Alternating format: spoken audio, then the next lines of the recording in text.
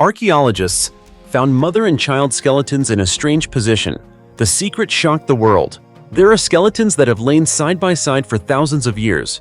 But what stunned archaeologists was the position in which they were buried. One mother was still leaning down toward the child in her arms nearly 4,800 years later. Some pairs of skeletons were holding hands or embracing one another as if even death could not force them apart. But what really happened before they were laid into the ground? Were they relatives, lovers, or were they taking part in a ritual that modern humans still cannot understand? And even more disturbing, there are graves where the more researchers investigate, the more difficult the secrets behind them become to explain. Hello everyone, and welcome back to Ancient History, the channel where we uncover mysterious stories, traces buried by time, and archaeological discoveries that have left the entire world searching for answers. Dear viewers, archaeology is not simply about digging up ancient artifacts. Sometimes the most valuable thing scientists discover is the way people were laid to rest thousands of years ago. An arm placed over a shoulder, hands intertwined, a mother embracing her child, or two strangers buried closely together. All of these details can become the final clues to the lives they once lived. And fascinatingly, these seemingly silent skeletons are telling stories that no history book ever recorded. In today's journey, we will travel through Taiwan, China, Greece, England, Siberia, the Netherlands, and Poland to uncover double burials with strange and haunting positions. Each discovery tells a different story, but they all lead us to the same question. What exactly did these people experience before they were buried in such unusual ways? Let's begin with the first discovery right now and see if we can find the answer. 2,300-year-old headless statues found in an ancient Greek tomb. Do you believe that sometimes one of history's greatest mysteries is not what we find, but what has gone missing? Because there are artifacts that have survived more than 2,300 years of rain, war, and the destruction of time, yet the most puzzling detail for archaeologists is surprisingly simple. Where did their heads go? Yes, this is the story of two headless statues buried beneath the ground in Greece that we are about to explore. The story begins on January 24th in the town of Paionia, located east of Athens, Greece's capital. During preparations for the construction of a new town hall, archaeologists carried out a routine survey excavation. At first, it was considered a standard investigation, simply to check whether the area contained any historical remains. However, to everyone's surprise, just beneath the seemingly ordinary soil lay precious traces of a civilization that existed thousands of years ago. As the first layers of soil were removed, researchers began discovering fragments of white marble scattered underground. After further inspection, they realized these were not ordinary stones. After many careful hours of work, two ancient statues made of white marble slowly emerged, but strikingly, both statues were missing their heads. Despite this, the statues still preserved an astonishing level of intricate detail. Even without their heads, the bodies clearly demonstrate the masterful craftsmanship of ancient Greek sculptors. According to experts, the two statues were once part of a white marble funerary monument built in the 4th century BC. That means they are approximately 2,300 years old. At that time, such monuments were commonly erected to mark the graves of the deceased and to honor their memory. One of the statues depicts a woman seated on an elaborately carved chair. Although her face is gone, her dignified sitting posture still conveys nobility and authority. The other statue represents a maid standing beside her. The presence of these two figures suggests that this burial site may have belonged to a socially prominent family in ancient Greek society. This type of funerary monument is not entirely new to archaeologists in Greece. Similar discoveries have previously been made in Agia Paraskevi, Markopoulou Mesogeas, and especially the famous Kerameikos Cemetery in Athens. However, each new discovery adds another piece to the puzzle, helping researchers better understand the life, beliefs, and burial customs of ancient Greeks. Yet among all these historical values, one question remains unanswered. Why were both statues decapitated? To this day, the Greek Ministry of Culture and Sports has not provided an official explanation. Were the heads destroyed by war, natural disasters, or ancient artifact looters? Or were they separated from the bodies during some unknown event thousands of years ago? No one knows for sure, Researchers only confirmed that the entire monument had already been broken into multiple pieces before its discovery. It was originally created as a symbolic representation of the deceased rather than an exact portrait of real individuals. Even so, its historical and artistic value remains immense. Today, the two headless marble statues have been transferred to the Braun Archaeological Museum for long-term preservation and study. There, experts continue searching for new clues in hopes of uncovering the true story behind these ancient works of art.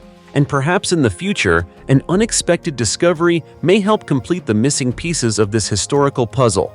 Because archaeology is always like that. Every artifact unearthed not only tells a story of the past, but also opens new mysteries that keep humanity endlessly curious and fascinated. The 2,000-year-old skull in Russia that left scientists confused. You know, in the world of archaeology, there are discoveries that amaze people with their beauty and others that send chills down your spine at first sight. And to begin today's story, I'm going to take you to a remote region of Siberia, where an ancient head artifact left scientists puzzled for nearly 40 years before the truth was finally revealed. It all began in 1968 in the Caucasia region of Russia. During an archaeological excavation there, Professor Anatoly Martynov discovered something extremely unusual, a head-shaped object made of clay, featuring the face of a young man. At first glance, it looked like a portrait sculpture, but the more researchers examined it, the more they sensed that something was not right. They realized this wasn't just a normal statue, there was something inside the clay layer. However, at that time, X-ray technology was still quite limited. Scientists could only vaguely detect a skull-like structure inside, along with a small empty space. But the strange thing was that its size did not match a human skull. It was significantly smaller. So what exactly was inside? That question remained unanswered for decades because no one dared to break the outer clay layer. In archaeology, doing so would be equivalent to destroying a priceless artifact. It wasn't until nearly 40 years later, when modern technology had advanced significantly, that scientists returned to study this mysterious head again. This time, they used more advanced methods in hopes of finally finding an answer. And then, the truth was revealed. The X-ray results showed that inside the clay head, there was indeed not a human skull. Instead, it was the skull of a sheep. This discovery shocked the entire archaeological community. Because the outer layer was shaped like a human face, detailed enough to resemble a real person, as if it were a reconstruction of someone who had passed away. So why did ancient people do this? According to researchers, this artifact belonged to the Tagar culture, which existed about 2,000 years ago in Siberia, Russia. This was a culture known for extremely complex and unique burial rituals. One of the theories proposed by Professor Natalia Polosmak suggests that this head may have been created to replace a deceased person whose body could not be found. Think about it. If someone disappeared in the forest, drowned, or their body was never recovered, how could their funeral rituals be properly performed? The Tagar people may have used the skull of a sheep, an animal considered sacred, to act as a substitute. Then they recreated a human face using clay, as a way to ensure the deceased's spirit could still make a complete journey to the afterlife. It sounds strange, yet at the same time, there is something deeply human about it, don't you think? However, another theory suggests that this head was not meant for replacement, but for rebirth.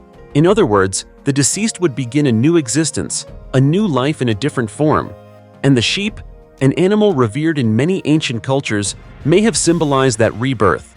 Some studies even connect this to ancient rituals where the dead were processed in multiple stages: temporary burial, partial decomposition, and then reconstruction of the body using materials like grass, leather, and clay. During this process, if the head was lost or damaged, it would be recreated, and this clay head may be the result of that practice. Of course, all of these theories remain. The mystery of Mohenjo-Daro, the Mound of the Dead. Mohenjo-Daro, often called the Mound of the Dead, is one of the oldest and most mysterious cities ever known to humanity. It carries within it stories of great prosperity and a sudden disappearance that left almost no trace behind. And if you think history is nothing more than dry stories from the past, Mohenjo-Daro might make you think again. Located in Sindh, Pakistan, Mohenjo-Daro was once one of the largest centers of the ancient Indus Valley civilization. It was a magnificent city built around 2600 BC during the same era as the civilizations of ancient Egypt and Mesopotamia. Yet surprisingly, humans did not discover the existence of the city until 1922. From that moment on, the mysteries surrounding Mohenjo-Daro only became even more fascinating. So why is Mohenjo-Daro called the Mound of the Dead? The answer is not simply because of its name, but because of the mysterious way the city disappeared.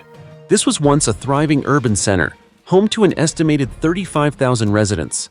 The people there built an organized community with carefully planned streets and an advanced underground drainage system, something that even many modern cities still struggle to achieve today. And remember, all of this was accomplished more than 4,000 years ago. Of course, what makes Mohenjo-Daro remarkable is not only its prosperity, but also its unique architecture. The structures here were built primarily from baked bricks, rather than stone as seen in many other ancient cities. This suggests that the people who lived here possessed architectural and technological knowledge far ahead of their time.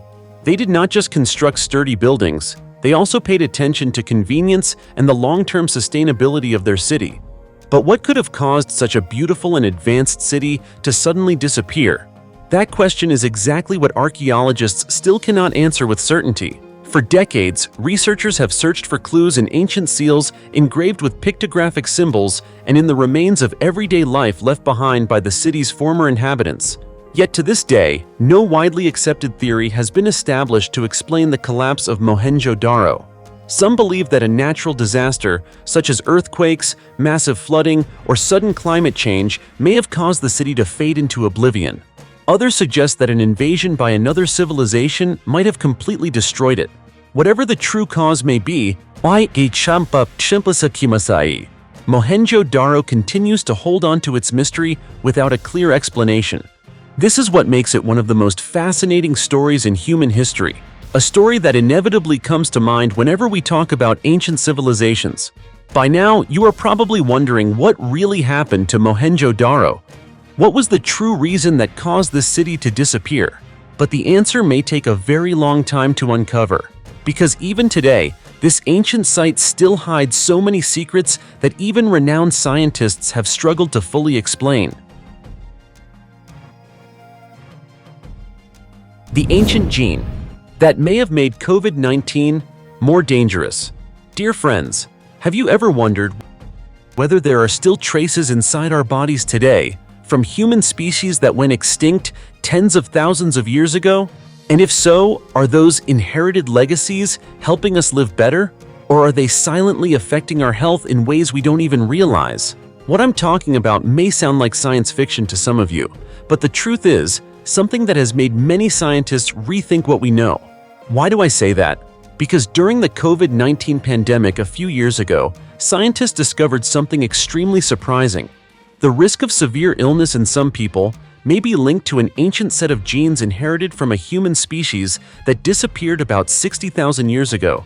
That species is the Neanderthals.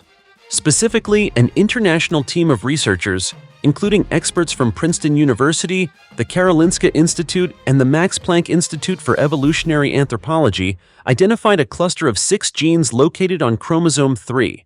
What is remarkable is that these genes come directly from Neanderthals. People who carry the full set of these genes are up to 3 times more likely to develop severe COVID-19 compared to those who do not. At this point, many of you might wonder, why would genes from an extinct species still exist in our bodies? The answer goes far back into history, when early Homo sapiens left Africa and migrated into Europe and Asia. During that journey, they interbred with Neanderthals, the local populations living there at the time. As a result, parts of Neanderthal DNA were passed down to us and still exist today.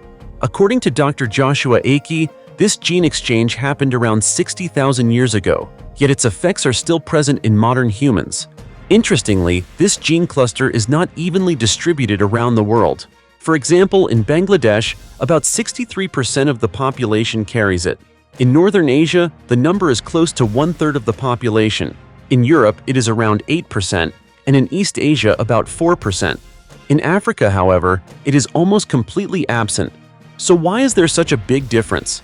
To this day, scientists still do not have a definitive answer. However, one hypothesis suggests that in the past, these genes may have actually been beneficial, for example by strengthening the immune system against viruses common in certain regions. In other words, something that once helped our ancestors survive may have become a double-edged sword in the modern world. Dr. Hugo Zeeberg also acknowledges that this is still only a hypothesis, and fully understanding the role of these genes remains one of the biggest scientific questions today. Beyond genetics, researchers also point out that the severity of COVID-19 depends on many other factors such as age, gender, living. The real-life Falkor, the mystery of the ghost fish at 8,200 feet, that stunned scientists. If you think you've seen all the weirdest creatures on Earth, just wait until you dive into the deep ocean, where only a tiny fraction has been explored by humans.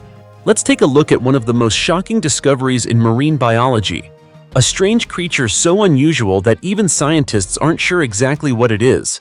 This mysterious fish, ghostly white like a spirit, was recently filmed by NOAA's Okeanos Explorer submersible at a depth of 8,200 feet, right in the heart of the Mariana Trench, known as the final frontier of the ocean.